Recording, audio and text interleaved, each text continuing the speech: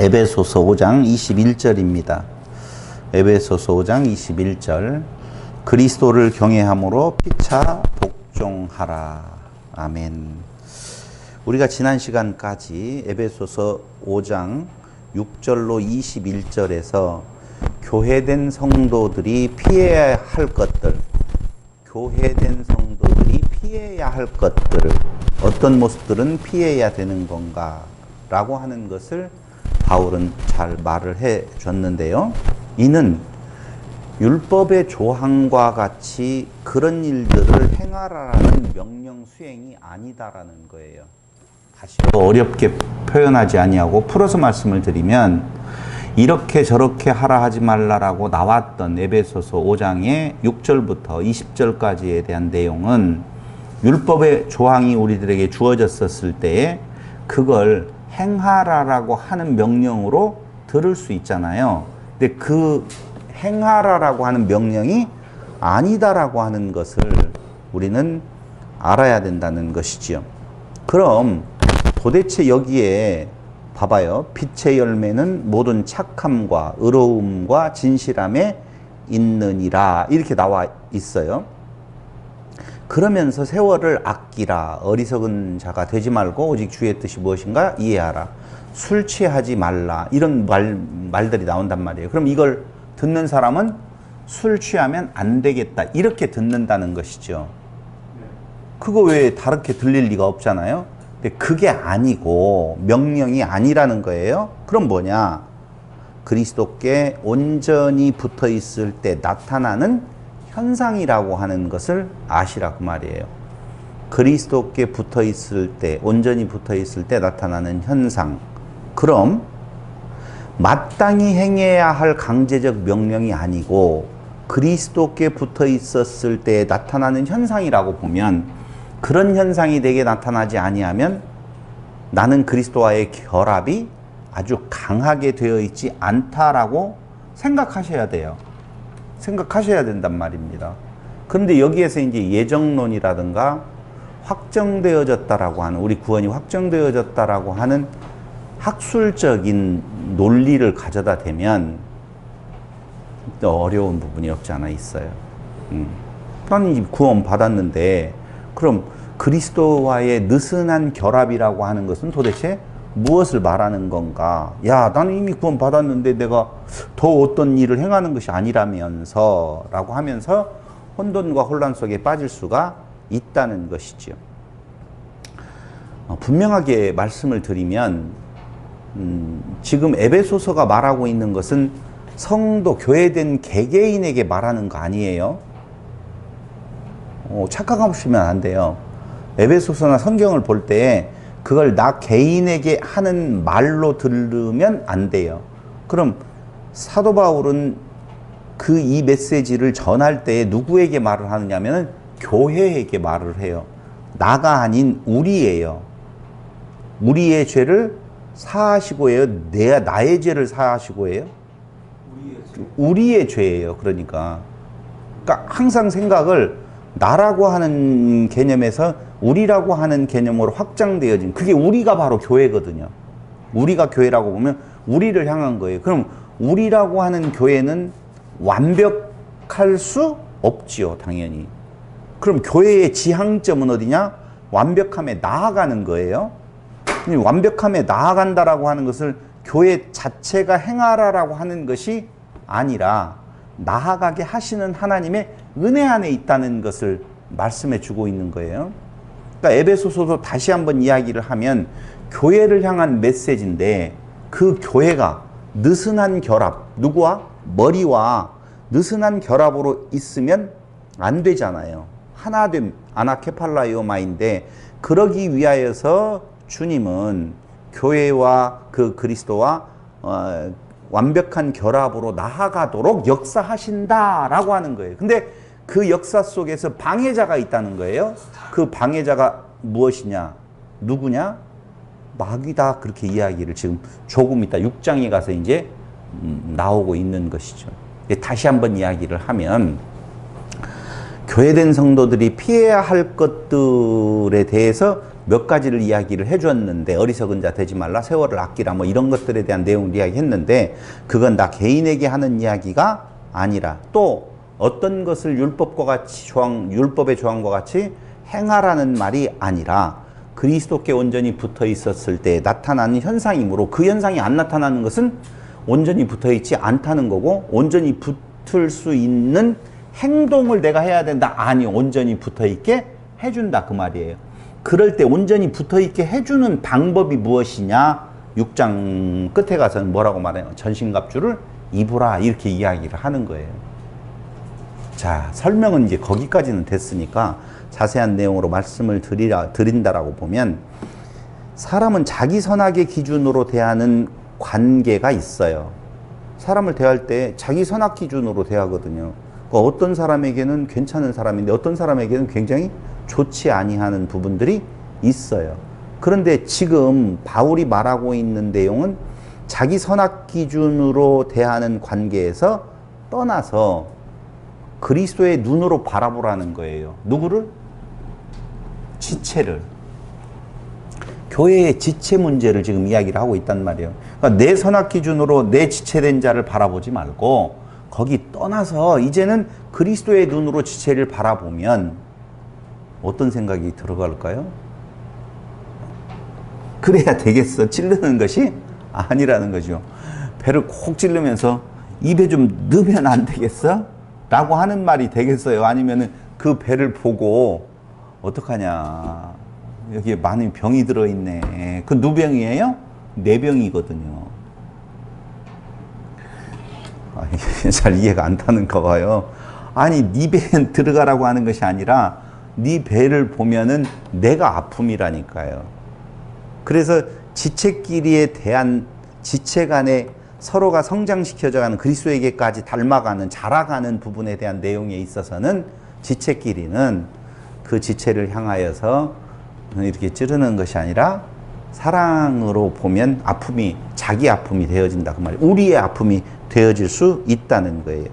그래서 자기 부인이라고 하는 것이 일어난 후에는 상대적 관계로 자기 부인이라고 하는 것을 통해서 일어나는 상대적인 관계. 그러니까 그리스도 안에 있는 자는 자기 부인이 되어지는 상태고, 자기 부인이 계속적으로 되어져 가는 상태예요. 그 다음에 우리 지체들을 바라보면 어떤 관계가 되겠느냐 하는 것이죠. 그때 나타나는 것이 5장 6절로부터 20절까지의 지금 내용이다, 그 말입니다.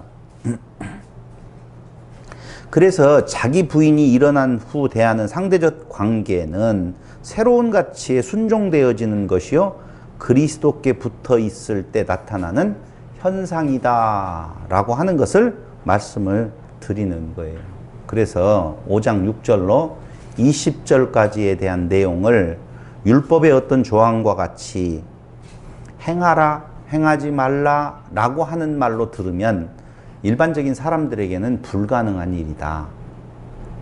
그런데 그 표면적인 말을 듣고 내가 그것을 행하려고 한다라고 보면 그건 가능하지 않다는 거예요. 근데 가능하지 않는 일을 행하라고 자꾸 교회가 말하려고 하니 최선을 다해 보아라, 하려고 노력은 해봐라, 이렇게 말을 할 수밖에 없다는 것입니다. 아니에요. 여기 에베소서 5장이 말하고 있는 내용은 교회된 자들에게 주는 권면이라고 하는 내용, 지난 시간의 메시지까지를 여러분들이 같이 살펴보면서 무슨 내용인지를 다시 확인해 봐야 될 필요성이 있다는 겁니다. 그러고 이제 넘어오는 것이 이번 주에는 5장 21절부터 마지막 절까지에 대한 내용으로 살펴볼 수가 있는데, 여기는요 관계에 관한 이야기예요. 첫째 무슨 관계요? 부부 관계. 두 번째는요 자녀 관계. 세 번째로는요 사회에서의 관계예요. 보세요, 교회와 그리스도에 대한 이야기를 하다가 갑자기 사회생활을 하는 데 있어서 상종과 상전의 관계에 대한 삶의 방식을, 삶의 법칙을 이야기할 이가 없다니까요. 지금 바울은 교회에 문제가 있었어요. 그 문제가 무엇이었었느냐? 1번 문제는 유대인 크리스찬들하고 헬라인 크리스찬들하고의 갈등이에요. 그러니까 하나가 안 되어진단 말입니다. 두 번째 문제는 어디가 있느냐? 예수 안에 있는 교회된 자들에게 자칫 혼돈과 혼란이 오면 부부간의 관계에도 문제가 생길 수가 있어요. 성경은 그리스도 안에서 평등을 이야기를 하잖아요. 그럼 당시의 세계를 한번 돌아가 봐봐요. 여자는 사람이 아니란 말이에요. 부부간의 관계. 근데 평등을 배웠어요, 이제. 공동체 안에서 평등을 배웠단 말이에요. 그러니까 아내는 남편을 향하여서 네가 나의 머리가 아니야. 평등하다고 했잖아. 라고 하는 갈등 구조가 있을 수밖에 없다는 것이죠. 부모와 자식 간에도 갈등 구조가 생길 수밖에 없고 종과 상전의 관계에 있어서도 갈등 관계가 생길 수밖에 없는 혼란한 상태가 왔단 말이에요. 어디 안에서? 교회 안에서 있다는 거예요. 이걸 꼭 전제해야 돼요. 지금 5장 21절부터 나오는 내용들은 교회 안에서 일어나는 문제점에 대한 어떤 답을 주고 있는 것이다. 이렇게 보셔야 된다는 말이죠. 그런데 그 문제가 일어날 수 있는 현장 상황은 세 현장 상황인데 하나는 부부관계, 또 하나는 자녀와 부모관계, 하나는 종과 상전의 관계다라고 보는 거예요. 그러니까 이때의 종과 상전은 믿지 아니하는 상전, 믿는 종 이런 관계가 아니라 같은 지금 뭐 회사 안에 있든지 무엇이 있든지 간에 그 믿는 상전과 믿는 종이에요. 여기 관계를 생각을 해야 된다 그 말입니다. 두 번째, 그것을 소재로 해서 무슨 관계를 이야기하냐면은 그리스도 안에서 종과 부모와 자녀라고 하는 개념, 부부 사이라고 하는 개념은 교회 안에서는 그리스도가 누구예요? 남편이요. 교회가 아내예요. 그리고 그 안에서 그리스도가 먼저 된 자가 남편이요. 그 자에 의해서 복음을 받은 자가 아내 된 자란 말입니다. 또 그 교회 안에서 보면 부모는 누구를 부모라고 하는 건가? 먼저 된 교회된 자를 부모라고 하고 그 다음에 그로부터 말씀을 받은 자를 자녀라고 이야기를 하는 거예요. 먼저 된 자를 상전이라고 하고 나중된 자를 누구라고? 종이라고 한다 그 말입니다. 그리스도는 우리의 상전이죠. 당연히. 우리는 그에게 종이 되어지죠. 근데 우리가 그리스도가 되어서 또 뭐가 되어져요? 상전이 되어지고 종이 되어져요. 근데 세상적인 상전과 종의 관계가 아니라고 하는 것을 지금 이야기를 해주고 있어요. 이게 두 가지의 상황이 있단 말입니다. 첫째는 일반적인 사회에서의 남편 아내 관계, 부부 관계, 일반적인 사회 관계에 있어서의 부모와 자녀 관계, 일반적인 사회적인 관계에 있어서 종과 상전의 관계가 있는데 그걸 소재로 삼아요. 그 소재로 삼을 때에도 교회된 자들 안에서, 교회 안에서의 관계를 설명하고 두 번째로는 영적인 의미에 있어서는 그리스도와 교회, 그 다음 먼저 된 자와 나중된 자. 그때 제가 지금 먼저 된 자, 나중된 자는 그 성경에서 말하는 먼저 된 자, 나중된 자를 말하지 아니하고 먼저 교회된 자와 나중에 그 자를 통하여서 말씀의 씨를 받은 자의 관계를 지금 말하는 것이다. 그걸 전제하고 들어주셨으면 굉장히 좋겠습니다. 그래서 그리스도를 두려워하는 마음으로 피차 복종하라는 거예요. 21절이 그 말이에요. 관계에 대해 설명해 가는데 그 관계를 설명하는 데 있어서 제일 중요한 전제는 그리스도를 경외함으로 피차 복종하라는 의미예요. 근데 밑에 가서 보면 아내들이 자기 남편에게 복종이라는 단어가 나오잖아요. 근데 남편이 아내에게 복종은 나와요, 안 나와요? 아내들이여 라고 이야기를 할 때 남편에게 복종하라고 하는 건데 남편들도 자기 아내 사랑하기를 자기 자신과 같이 할지니 자기 아내를 사랑하는 자는 자기를 사랑하는 것이라. 그러면 남편이 아내에게 복종은 나와요, 안 나와요? 안 나와요. 그럼 밑에 가서 설명하는 것은 아내가 남편에게 복종하는 말은 나오는데 남편이 아내에게 복종하라는 말은 없어요. 근데 전제는 뭐예요? 피차 복종하라는 거거든요. 그러면 앞뒤가 안 맞잖아요, 이 말이. 그래서 그 개념이 아니다라고 하는 것, 먼저 전제는 피차 복종이라고 하는 개념이 먼저 나온다. 경외함으로 피차 복종하라라고 하는 개념이 전제되어지고 그 다음을 지금 설명하고 있다는 거예요. 그러니까 이 말은요, 그리스도를 두려워하는 마음, 이것이 전제되어지는 거예요. 그리스도를 두려워하는 마음, 어떤 존재인 건가? 교회된 자들이라는 말이에요. 그러니까 교회되지 아니한 자들은 있을 수가 없어요. 그리스도를 두려워하는 마음으로 피차 복종이 안 된다니까요. 이걸 세상 윤리로 가져가서 보통적으로 그리스도 안에 있는 자들이 아닌 자들에게, 야, 남편과 아내의 관계라고 하는 것은 이런 거야. 목사님이 믿지 아니하는 두 자매, 아버지가 장로고 어머니가 권사고, 저 자매는 뭐 예를 들어서 믿지 않는 가정의 어떤 딸이라고 봐봐요. 이제 주례를 합니다. 피차 복종하라. 말이 돼야 안 돼요? 안 된다니까요. 교회된 자와 교회되지 않는 자들의 결합은 있을 수가 없어요. 일반적인 부부 윤리를 말하는 것은 아니다 라고 하는 걸 전제로 먼저 말씀드리고, 제가 자꾸 여기서 두 번, 세 번 강조를 하는 이유가 뭐냐면요, 여기 봐봐요. 21절. 그러므로 사람이 부모를 떠나 그의 아내와 합하여 그 둘이 한 육체가 될지니 이 비밀이 크도다. 나는 그리스도와 교회에 대하여 말하노라. 이렇게 말을 했잖아요.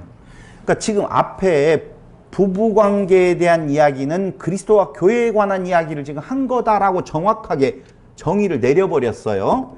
내려버렸는데, 그럼 이건 그리스도와 교회에 대한 이야기만을 말하는 거냐? 아니, 그리스도와 교회를 무엇으로 지금 소재를 삼았느냐 하면은 그리스도 안에 교회된 자들의 부부관계, 부부 사이. 여러분들이 고개를 막 안 끄덕거리니까 못 알아들은 것 같다고 제가 또 이렇게 답답한 거예요. 부부관계에 대한 이야기를 지금 하고 있잖아요. 그렇죠? 그런데 뒤에 가서 뭐라고 이야기하면 이건 그리스도와 교회에 대해서 말한다, 이렇게 이야기를 했어요. 그럼 실질적인 부부관계에 대한 이야기는 전혀 아니라는 말이냐, 이렇게 물어볼 수 있잖아요. 실제적인 부부관계를 소재로 해서 그리스도와 교회의 관계를 설명하고 있습니다. 지금 그 말이에요. 거기까지는 이해됐죠? 그럼 부부관계, 믿지 아니한 자들의 부부관계가 아니라 교회된 자들의 부부관계에 대해서도 해당되는 말이다, 그 말이에요. 그럼 예수 안에, 자, 저하고 아내는 둘 다 예수 안에 있는 교회된 자들이라고 보자고요. 그러면 둘이는 어떤 관계여야 되는 건가? 여기 지금 말하는 내용이 그 내용이에요. 부부관계 이렇게 이 관계다라고 말해줘요. 그럼 그 내용은 어떤 내용이에요? 그리스도와 교회의 관계인 것처럼 여기 그리스도와 교회의 관계인데, 이 교회된 지체 중에서 나는 또다시 그리스도와 하나 되어지면서 뭐가 되어지는 거예요? 그리스도가 되어지는 거라, 그 말입니다. 여러분들은 성도이면서 뭐가 되어졌다고요? 그리스도가 되어졌어요. 당연하잖아요. 그리스도와 하나 되어졌으면, 그리스도와 하나 되어지면 그리스도잖아요. 맞죠? 그리스도와 하나 되어졌으니 그리스도잖아요. 그럼 그리스도된 그와 또 다른 지체는 아내가 되어지는 것이지요. 신부가 되어지는 거고. 그 관계를 지금 이런 관계다라고 지금 설명을 하는데, 그 관계를 말하는 거예요. 이 관계를. 그런데 이거에 대한 예를 뭘로 들었느냐면 실질적인 그리스도 안에 있는 부부 관계를 드는 거예요. 그러니까 다른 거 아니에요. 그리스도 안에 있는 부부로 살아가는 자들은 어떤 모습으로 살아가는 건가? 한마디로 말하면 너를 위한 삶이에요. 너를 위한 삶이라니까요. 그리스도가 누구를 위하여서? 아내를 위하여서 사는 거예요. 아내는요, 그리스도를 경외함으로 사는 거예요. 그게 안 이루어지는데요. 그것이 무엇인지를 오늘 이제 설명을 해드리겠다라고 하는 거예요. 똑같아요. 부부관계도 마찬가지고, 부모와 자식과 누구 관계도? 부모의 관계예요. 그럼 여기에서 부모는 누구예요? 그리스도예요. 자식은 누구예요? 교회예요. 내가 그리스도와 하나 되어서 뭐가 되어지면? 부모. 씨 가진 열매 맺는 나무로 바뀌는 거예요. 씨 가졌어요, 이제. 그럼 뭐가 되어진다고요? 그리스도가 되어져요. 그러면 그 그리스도 앞에 있는 그 씨를 받는 자는 뭐가 되어지는 거예요? 자녀가, 자식이 되어진다고요. 그 관계라고요. 그리스도는 우리에게 있어서 상전이에요, 상전. 근데 그 앞에서 우리는 뭐예요? 그리스도의 종이라고 말을 하잖아요. 근데 내가 그리스도와 하나 되어져서 뭐가 되어지면, 그리스도가 되어지면 상전이 되어지고, 그 씨를 받는, 당연히 그를 누구라고 말해요? 종이라고 말해요. 근데 그걸 지배하는 것 같이 하지 말으라는 거예요. 지금 설명에 대한 내용은. 그럼 이렇게 전제를 이제 말씀드렸으니까 그리스도를 두려워하는 마음이 전제되어진다면 이건 교회된 자들에게만 가능하지, 이거 교회되지 않는 자들에게 그런 마음으로 살아가라고 하면은 봐라, 여기에 이렇게 하라고 돼 있잖아. 너는 왜 그렇게 안 하는 거야? 하고 너를 향하여서 오히려 의무를 지우는 일에 쓰는 경우가 있더라, 그 말입니다. 자, 하나님께서 부여하신 창조의 질서입니다. 이게 그리스도와 교회가 창조 질서예요. 세상은 이 질서 안에서 살아가는 거예요. 이 질서 밖에 있는 자를 뭐라고 말하느냐? 죽기 위해 태어난 짐승이다. 그렇게 말을 하고 있는 거예요. 그럼 우리는 5장 21절로부터 6장 9절을 들어가기에 앞서서 관계에 대한 하나님의 뜻을 알려주고 있는데요. 이는 성도, 즉 교회된 자, 성도 자신에게 주는 권면으로서 타인에게 주는 것이 아닙니다. 타인에게 대한 기대는 버려야 됩니다. 내가 남편으로서 아내에게, 믿는 아내에게 봐봐, 너 이렇게 행하라고 되어 있잖아, 이렇게 말을 하는 거 아니에요. 나는 누구만 봐야 돼요? 나만 봐야 돼요. 나에게 주는 권면으로 봐야 돼요. 내가 그리스도라고 생각이 들어가면 나에 주는 권면이, 그럼 어떻게 하라는 거예요? 잘해주라는 거예요. 잘해주라는 거예요. 근데 그걸 너에게 주는 권면으로 내가 사용을 하면, 여기 경외하라고 했잖아, 잘해, 이 말 하는 거 아니에요. 그 말 절대 하면 잘못 받아들여지는 거예요, 내용은. 근데 우선 여기에 들어가기에 앞서서 내가 그리스도가 되어졌다는 말은 곧 나 자신이 없어졌다는 말이에요. 그럼 내가 있다는 말은 내가 그리스도가 되어지지 않았다는 말인데요. 바로 나 없음이라고 하는 것이 무엇냐? 보세요. 5장 1절로 2절. 그러므로 사랑을 받는 자녀같이 너희는 하나님을 본받는 자 되고 그리스도께서 너희를 사랑하신 것 같이 너희도 사랑 가운데에서 행하라 라고 되어 있죠. 그러니까 이게 뭐냐면은 성도란 지체의 유익을 위해서 살아가는 존재다, 그 말이에요. 다시요. 사랑을 받는 자녀같이 너희는 하나님을 본받는 자가 되고, 그럼 하나님을 본받는 자는 무슨 말이냐?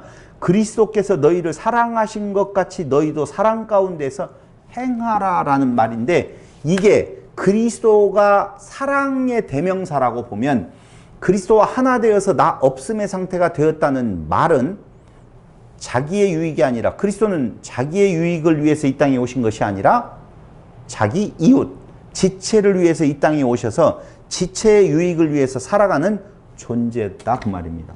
그럼 지체가 어떻게 되어지기를 바라면서 그 일을 행하시는 건가? 지체가 어떻게 되어지기를?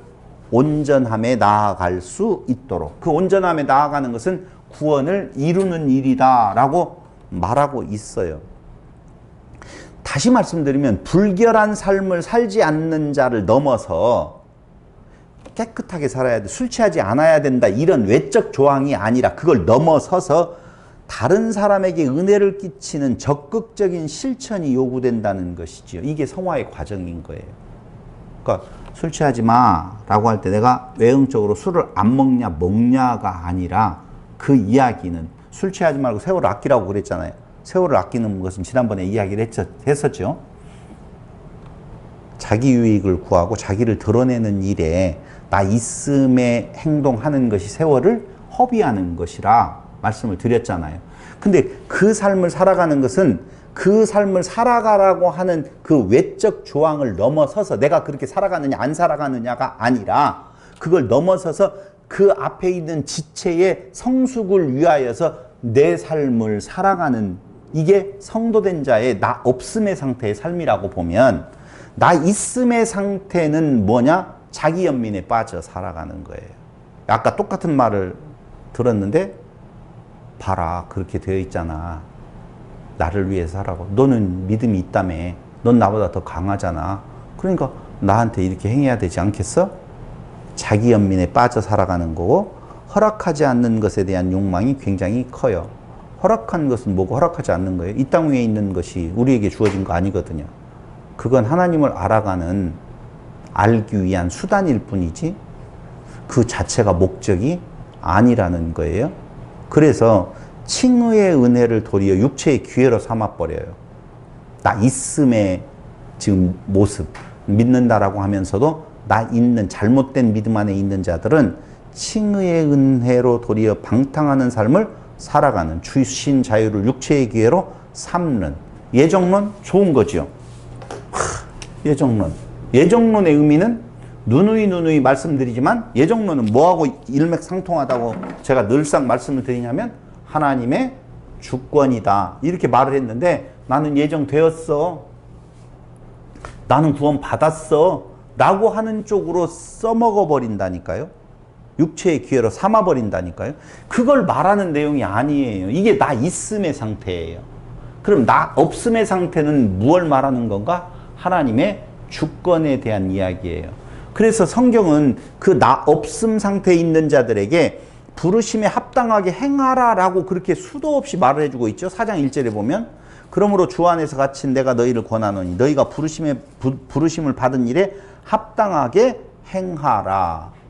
그러면서 그 뒤에 나오는 항목들이 있잖아요. 그게 부르심에 합당한 삶이에요. 이 항목들이 무엇을 말하는 건가? 율법의 조항으로서 내가 끝으로 행해야 될 말을 하는 것이 아니라 그 부르심에 합당한 삶의 조항으로 나오는데 그 조항들은 바로 너를 살리는 거라니까요.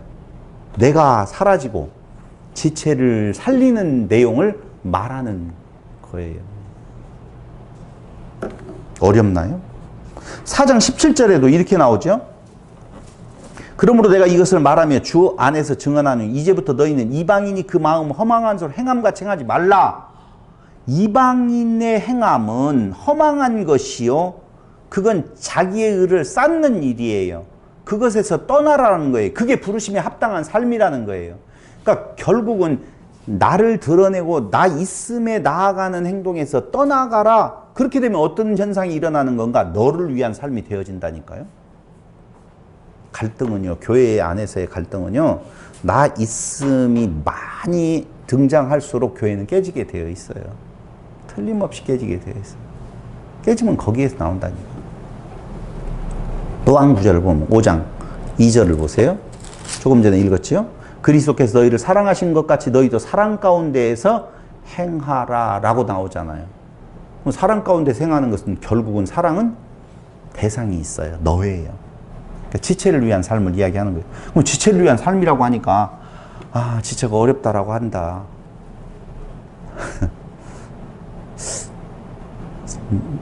뭐죠? 어렵다고 하는데 지체를 위해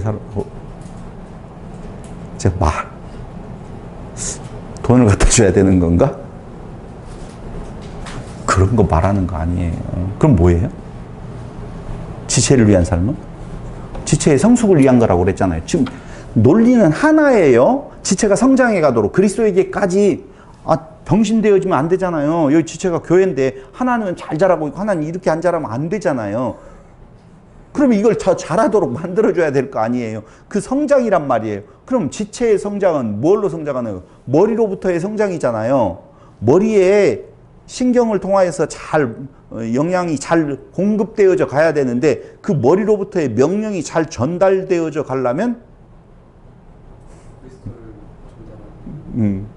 그래서 이제 그걸 뒤에 가서 나와요.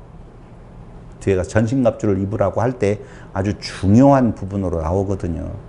그러니까 사랑으로 대하라라고 하는 말은 돈을 갖다 주라고 한다든가 뭐 봉사를 갖다 해라고 한다든가 그게 아니고 그 뜻을 잘 전달시키는 것이 중요하다 그 말이에요. 그 뜻의 전달 통로는 뭐예요? 말씀이에요. 말씀을 말씀으로 전하는 거예요. 이제 조금 뒤에 가보자고요. 말씀을 말씀으로 전하는 것이 사랑으로 전하는 거예요. 그러니까 외적인 어떤 행동들에 대한 것을 하지 말라는 말이 아니에요. 하고 싶으면 하세요. 그거 하셔야죠. 근데 그걸 말하는 것은 아니다라고 하는 거예요. 그건 일반적 명령 안에서 되어지는 일이라고 보면, 또 그렇게 나 없음의 삶을 살아가게 되어지는 자가 외적인 어떤 행동에 대해서도 그런 어떤 변화가 있다라고 보면, 그건 뭐 그것대로 하지만, 그걸 하지 말라 하라는 말이 아니라, 여기 성경이 말하고 있는 것은 사랑으로, 이런 말들은 바로 진짜 참사랑은 그 지체가 성장하는 건데, 그 지체는 오직 그리스도로 성장해 가는 거예요. 그러면 그 말씀에 대한 내용을 지금 말해주고 있는 것이다 라고 하는 것이죠. 5장 8절을 보세요. 너희가 전에는 어둠이더니 이제는 주 안에서 빛이라. 빛의 자녀들처럼 행하라. 또 나오잖아요. 사랑, 빛의 자녀들처럼. 빛의 자녀 행하는 것은 어떤 거예요? 자기 부인을 통해서 지체를 어떻게 하는 거예요? 살려내는 거예요. 너희는 빛이니 말 아래 두지 아니하고 등잔 위에 둔다. 비친다. 그 비출 때 네가 발광체가 아니다. 뭐 이렇게 이야기를 하잖아요. 반사체다 이렇게 이야기를 하잖아요. 그러니까 내 것은 없어요. 내 것은 없다고요. 빛이 되라예요? 빛이라 그래요? 그럼 그 빛이 안 나오면 그리스도의 사람이 아니겠죠. 자꾸 되라는 명령으로 받지 말라는 거예요. 그리스도 안에 하나 되어져 있으면 나타나는 현상을 말하는 것이지, 그걸 그렇게 해서 성취하라는 말이 아니라 라고 하는 것이죠. 그래도 애매해요.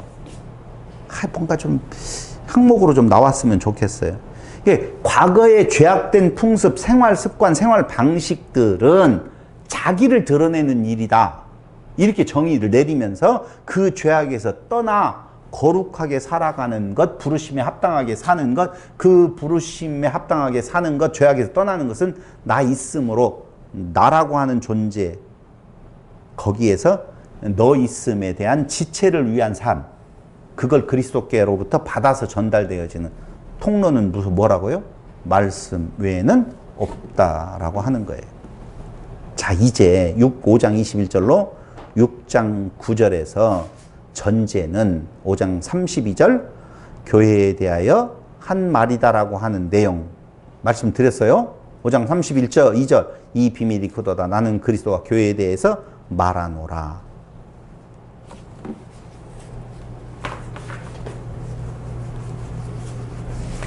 교회된 자들의 공동체, 교회 공동체는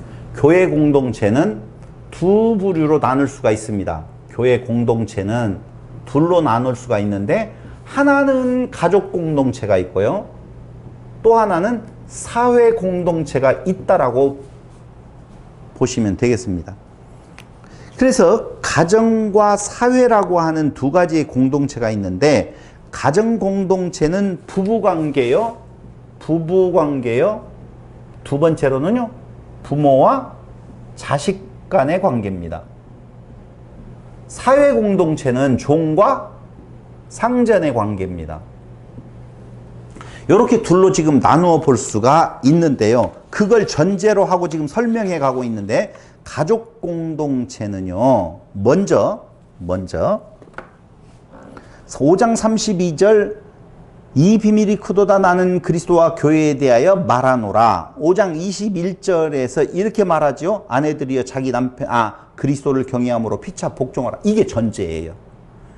교회와 그리스도, 그리스도와 교회, 그리고 피차 복종이라고 하는 것이 전제되어지고, 두 번째로는요, 성도 자신에게 주는 권면이기 때문에 주장하지 말아라 라고 하는 거예요. 5장 31절로 32절. 자, 지금 설명은요, 가족 공동체에 대한 내용을 설명하고 있어요. 첫째는 성도 자신에게 주는 권면이므로 주장하면 안 된다, 그 말이에요. 요걸 읽고 난 뒤에 내가 남자면 여자에게 향하여서 너 이렇게 하라고 돼 있잖아. 이거 아니고 그 말을 하는 거 아니에요.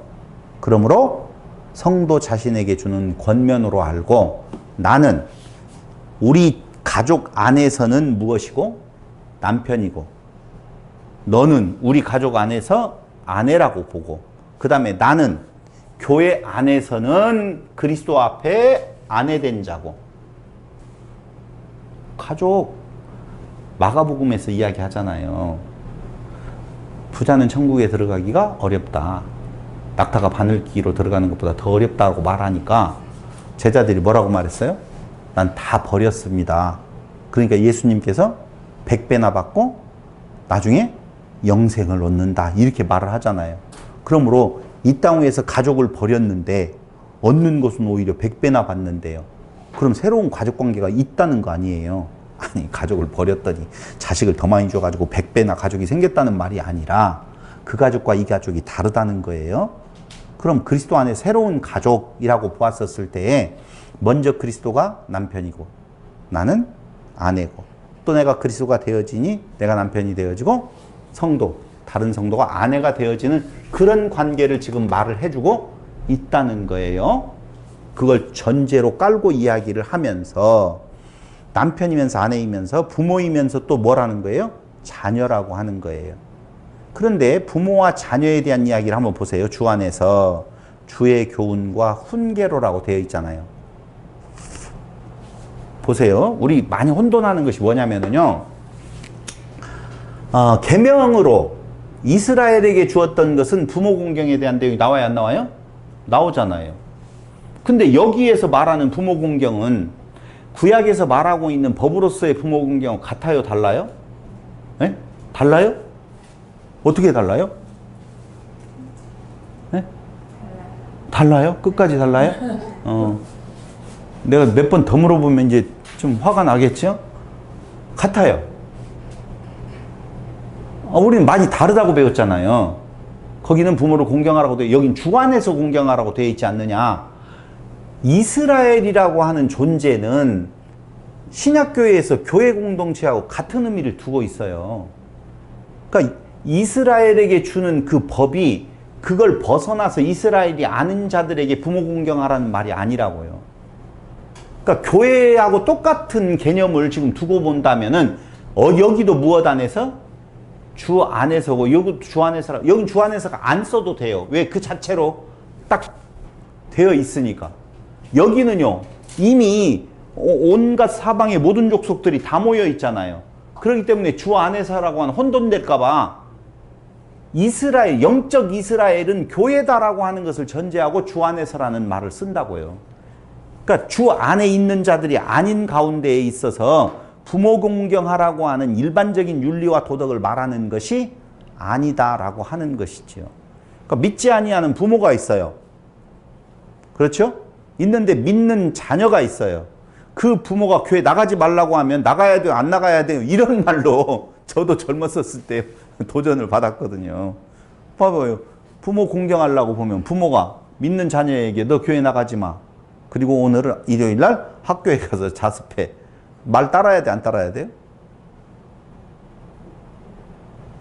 뭘 그렇게 고민해요? 아니, 고민하는 것이 말을 왜 안 해요? 그건 당연히 안 따라야 될 내용이라고요. 그 윤리와 도덕을 말하는 것이 아니라니까요. 안 따르고 교회 가지 마! 라고 했는데 교회 나왔어요. 그 교회 나온 것이 교회 다니지 맙시다라고 제목을 달았는데 교회 다닌다라고 이야기하면 이상하지만 일반적으로 말을 하면 교회에 왔어요. 그건 그 부모를 공경하라라고 하는 말에 위배된다, 위배되지 않는다? 위배되지 않는다라고 하는 거 정확하게 그냥 정리하고 가라, 그 말입니다.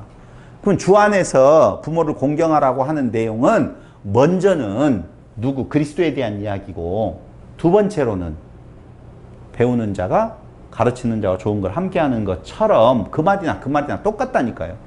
하는 것처럼 그 부모가 흘려주는 어떤 말씀을 잘 들어라, 그 말이에요.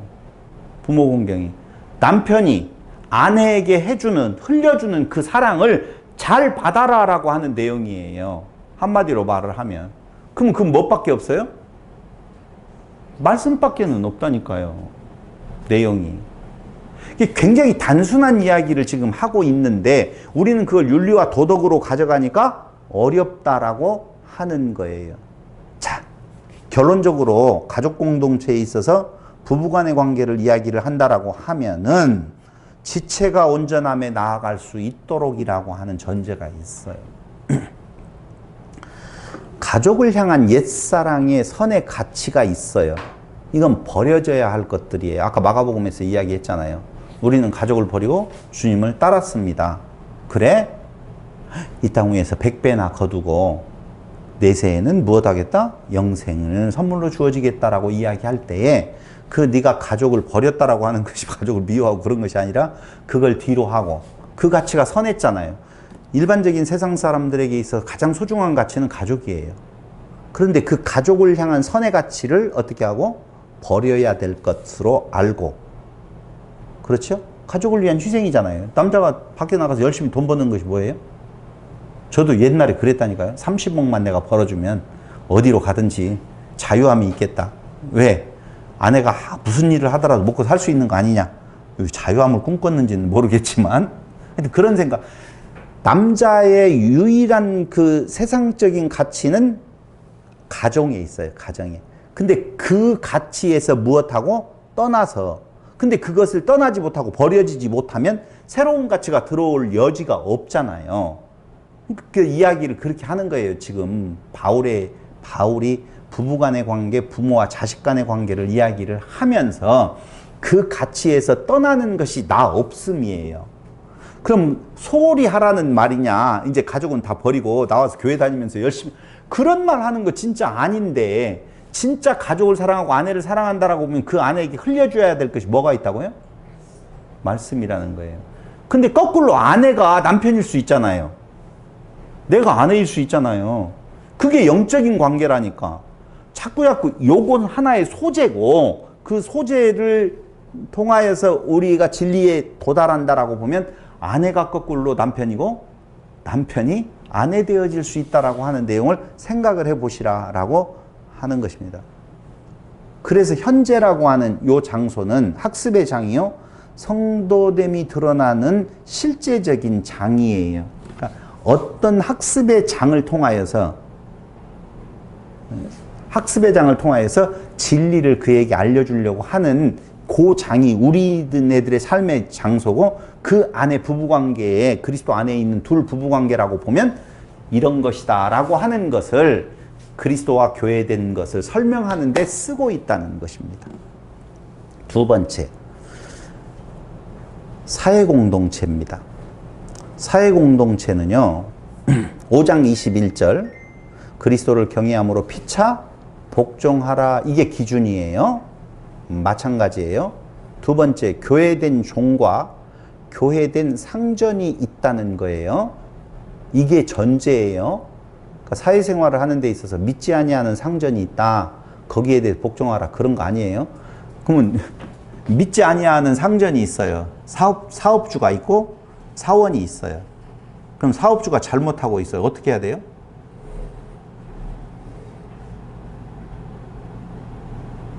노조를 만들어야 돼, 안 만들어야 돼요? 만드는 게 좋아요. 만드는 게 좋아. 당연한 이야기예요.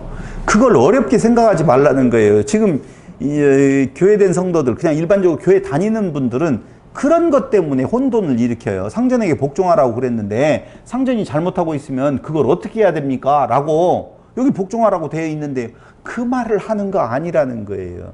근데 그 당시에는 믿는 자 중에 누가 있어요? 상전된 자가 있고 믿는 자 중에 종된 자가 있어요. 그럴 때 너희의 주권은 그리스도 안에 있으니, 하나님 안에 있으니 이 관계로 바라보라 라고 하는 내용이에요. 상전을 어떻게 하라? 그렇지만 또 하나 영적인 의미는 먼저 된 자가 뭐고? 상전이고, 나중된 자가 종이라고 하는 쪽에서의 진리를 이야기하는 두 가지의 내용을 담고 있다는 거예요. 아, 정말 어렵다. 봐봐요. 상전된 믿는 자가 그때 당시로 돌아가자고요. 지금 상전 그런 개념이 없어요.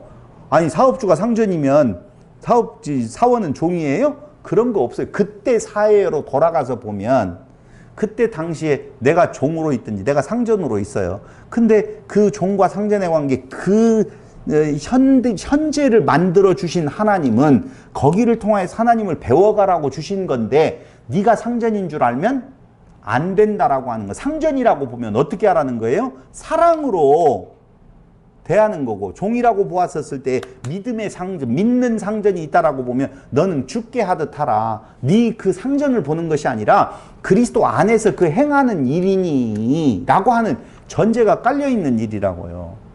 지금은요, 그런 관계가 사실은 없지요. 헷갈려요. 저 상전이 예수를 믿는지 안 믿는지도 모르고 교회된 자인지 아닌지도 잘 모르잖아요. 진리에 대한 이야기를 지금 하고 있는 거예요. 세상 가운데 믿는지 안 믿는지 모르는 일반적인 사회생활을 하면 노조도 만들고 투쟁도 하고 이상하다. 아닌 것 같다? 아니에요. 상관없어요. 그건 일반적인 법에 따라서 그냥 법이 정하는 테두리에서 열심히 살아가시면 되는 것이지, 그걸 어떻게 살으라고 하는 조항을 만들어서 사회 질서를 잡기 위한 성경이 아니다라고 하는 것을 다시 한번 말씀을 드리는 것입니다. 지체가 온전에 나아갈 수 있도록 하는 거예요. 주장하지 말고 자신에게 주는 권면이라고 그랬어요. 6장 9절을 보세요. 6장 9절.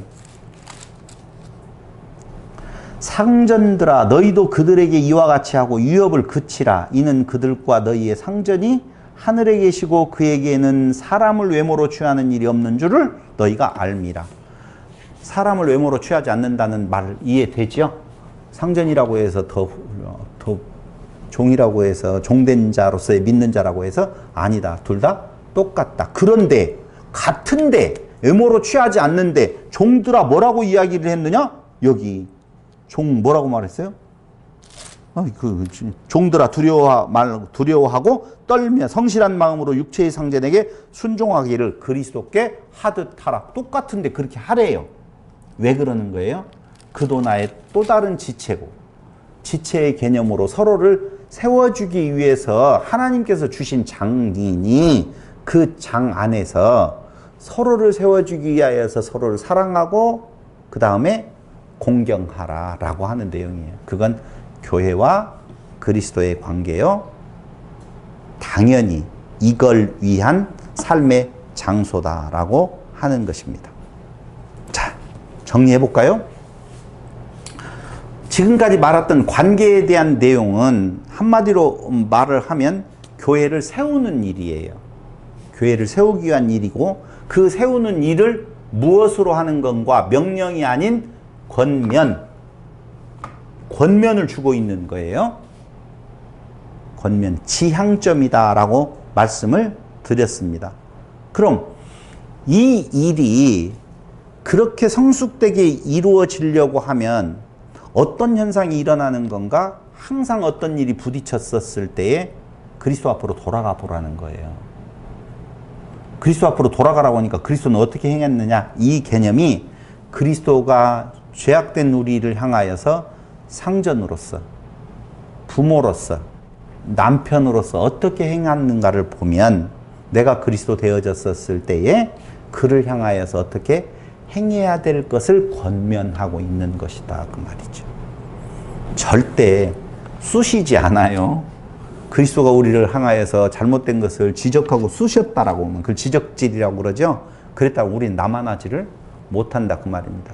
근데 그리스도께서 행하신 모든 말씀은, 메시지는 사랑의 매라고 이야기할 정도로 그 지체를 위한 것이었었지 자기 만족을 위한 것이 아니었었다라고 하는 겁니다. 그래서 이렇게 결론을 맺어요. 어떻게 결론을 맺느냐? 전신갑주를 입으라는 거예요. 아, 잘못 말했어요.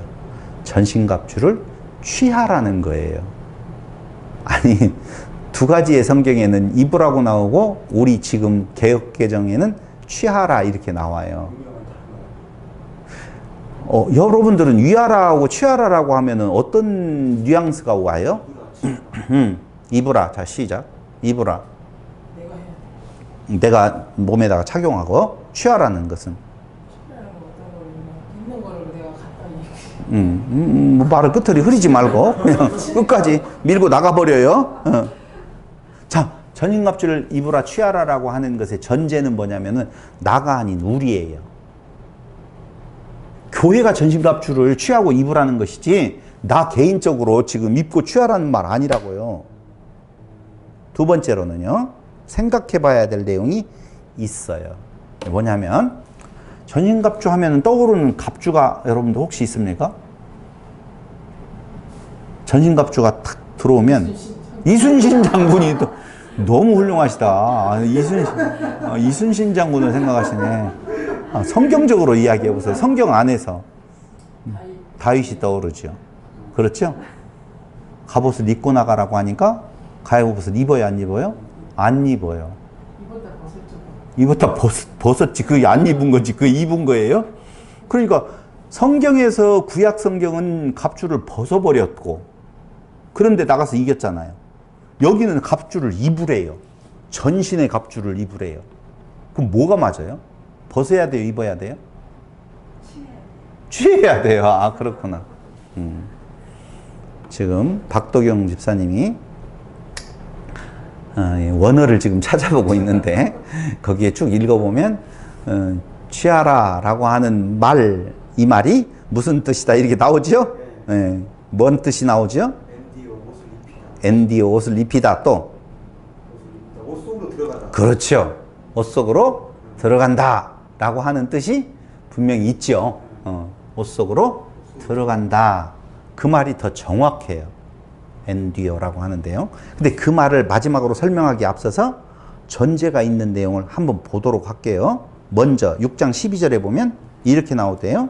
우리의 씨름은 혈과 육을 상대하는 것이 아니요 혈과 육의 싸움이 아니다라고 전제하고 있어요, 분명히.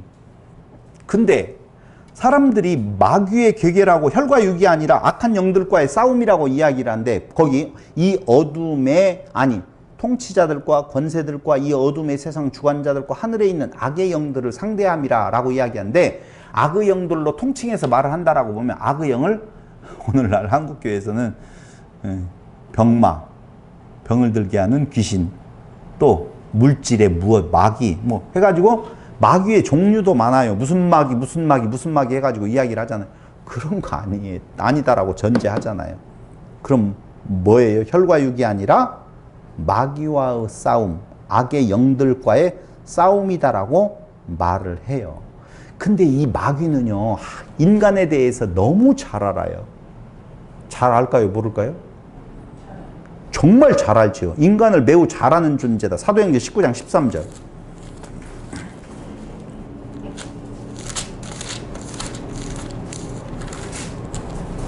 이에 돌아다니며 마수라는 어떤 유대인들이 시험삼아 악귀 들린 자들에게 주 예수의 이름을 불러 말하되 내가 바울이 전파하는 예수를 의지하여 너희에게 명하노라 하더라. 유대한 제사장 스게와 7 아들도 이 일을 행하더라. 악귀가 대답하여 이르되 내가 예수도 알고 바울도 알거니와 너희는 누구냐 하며 악귀 들린 사람이 그들에게 뛰어올라 눌러 이기니 그들이 상하여 벗은 몸으로 그 집에서 도망. 이겨요? 못 이겨요? 귀신 못 이겨요. 여러분 너무 잘 알고 있는데. 그런데 우리는요, 마귀하고 싸운다고 해서 말씀에 검, 성령의 투구, 평안의 매는 신발, 허리띠를 메고, 이게 부족했으니까 이거 하면 이긴다고요? 못 이긴다니까요. 그런데 우리는 그 전신갑주의 각 항목들에 대한 내용을 나에게 적용을 시켜서 나는 뭐가 부족하니 그걸 보강을 해야 되겠다라고 자꾸 생각을 한다니까요. 그런 말 하는 거 아니에요. 전신갑주는 내가 입는 거에 입혀줌을 당하는 거예요. 입혀줌을 당하는 거예요. 다윗은 갑주를 입지 아니하고 벗어버렸어요. 나갈 때 뭘로 나갔어요? 여호와의 이름으로 나갔어요. 그럼 오늘 에베소서가 말하고 있는 전신갑주를 입으라고 하는 말은 다윗에게 해당된 것 같아요? 안 된 것 같아요? 적용시켜보면 다윗은 인간의 외적 싸움에 필요한 혈과 육의 싸움을 위한 것을 어떻게 하고? 벗어버리고 그 싸움을 영의 싸움으로 보았기 때문에 악한 영들과의 싸움으로 보았기 때문에 그는 하나님의 무엇을? 전신갑주를 입고 나간 거예요. 다시 말할게요. 하나님이 예비하신 전신갑주 속으로 들어가서 나간 거예요. 똑같은 이야기예요. 그러니까 전신갑주를 취하라, 입어라 같은 말로 본다면 그 안으로 들어가라. 그럼 그 안은 누가 만들어 놓았다?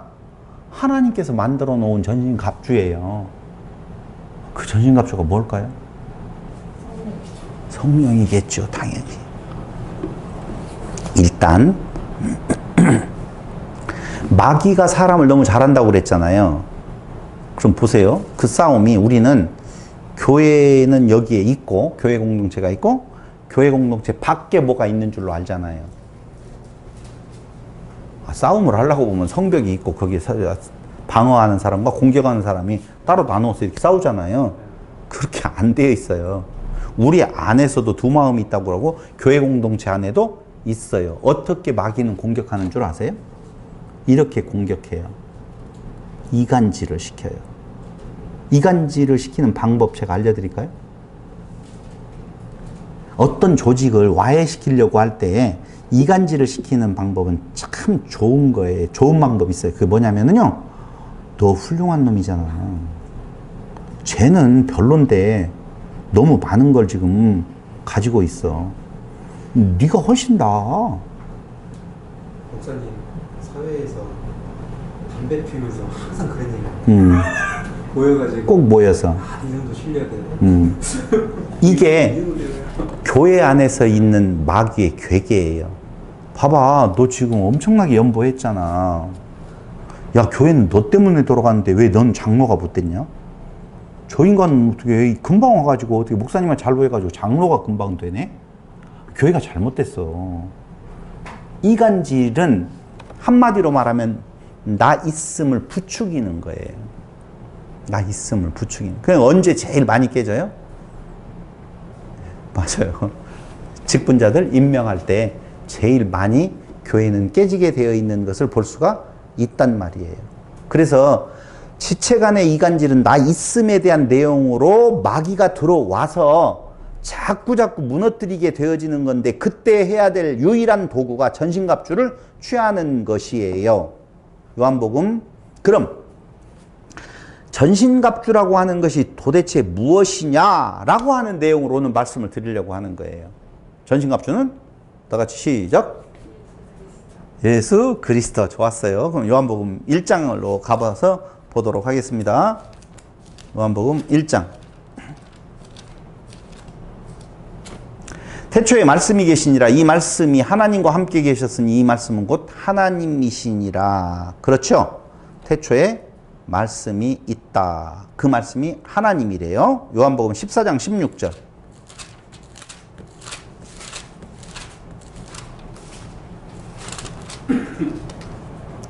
내가 아버지께 구하겠으니 그가 또 다른 보혜사를 너희에게 주사 영원토록 너희와 함께 있게 하리니. 그 또 다른 보혜사는 성령이지요. 그런데 보세요. 또 다른 보혜사라고 하는 말은 그 또 다른 보혜사를 약속하신 분도 누구라는 거예요? 보혜사라는 거예요. 그러니까 예수가 누구예요? 성령이에요. 예수는 누구라고요? 성령이지요. 맞잖아요. 보혜사. 근데 또 다른 보혜사, 여기 보혜사 이렇게 말을 할까요? 보혜사. 보혜사 예수, 또 다른 보혜사 성령이라고 그래요. 근데 그 예수는 누구예요? 죄송해요. 말 나왔으면 좋겠는데. 하나님이시죠. 또 다른 내용이요? 요한복음 1장. 태초에 말씀이 계시니라. 말씀이 예수님이시죠. 근데 그 예수님이 다른 보혜사를 보내준 성령이지요. 성령은 또 뭐예요? 말씀이에요. 또 다른 말씀. 근데 우리는 성령을 자꾸 뭘로? 어디가 번쩍번쩍하고 어떤 현상이 일어나야 되고 성령 본 분은 한 분도 없잖아요. 말씀은 봤어요? 안 봤어요?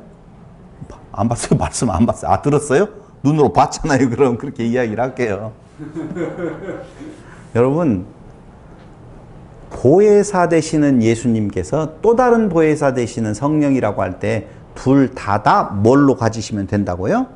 말씀이에요. 그러므로 우리는 그리스도 하나됨에 대한 내용을 아나케팔라이오마이라고 이야기할 때 그리스도 속으로 무엇하는 것? 들어가는 것. 그래서 내가 없음의 상태가 되어질수록 말씀의 무장, 전신갑주를 입는 거예요. 그러니까 말씀은 이미 완성되어져 있어요. 그러니까 말씀으로 들어간다는 말은 누구에게 들어간다는 말이요? 그리스도께 들어간다는 말이요. 그 그리스도께 들어간다는 말은 성령의 인도하심을 받는 것이고, 성령은 그리스도만을 우리 안에서 주장하고 깨닫게 하시니 그 안에서 나 존재가 없어지니까 이간질이 통해요, 안 통해요? 안 통해요. 그래서 마귀하고의 싸움에서 승리하는 거예요. 그게 전신갑주를 취하라, 입으라 라고 하는 메시지다 라고 하는 것입니다. 자, 교회는 지체를 위해 사라지는 것이다. 오늘의 제목이요, 주제예요. 교회는, 교회된 자들은 지체를 위해서 사라지는 것으로서 어느 때 가능하다? 지체를 위해 살아간다는 말은 당연히 깨어짐이 없잖아. 이간질이 통하지를 않잖아요. 전신갑주 안에서 그게 가능해요. 그래서 교회와 전신갑주의 관계에 대해서 이야기하는 것은 교회된 자들은 어디에서? 지체를 위해서 전신갑주 안에서 사라지는 것, 살아가는 것이라고 결론을 내리면서 에베소서 문제가 뭐였었느냐? 유대인 크리스찬과 헬라인 크리스찬들의 갈등, 누가 더 좋으냐, 누가 더 나으냐라고 하는 갈등 부분에 대한 내용이 있었고, 그 교회가 이루어지다 보니까 그 공동체 안에서 이제는 부부간의 문제, 부모와 자식 간의 문제, 종과 상전의 문제, 당시의 상황입니다. 그런 문제가 있었을 때에 그것을 그리스도와 교회의 관계에서 풀어주면서 너희들은 너희 자신을 위해서 살아가기로 불러진 자들이 아니라 누구를 위하여서? 지체를 위하여서 불러진 자들이다. 그래서 지체의 성장을 위하여서 너희의 온 몸을 갖다 바쳐라 라고 하는 거예요. 예배소서 다 끝났어요.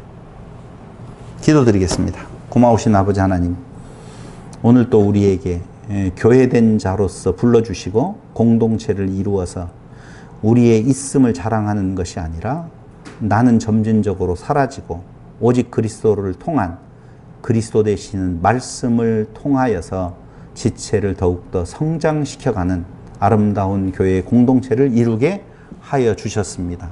이 하나님의 뜻 가운데에서 우리가 사라져 갈 수 있도록 성령으로 인도하시는 놀라운 은혜를 우리에게 주실 것을 예수님의 이름으로 기도합니다. 아멘.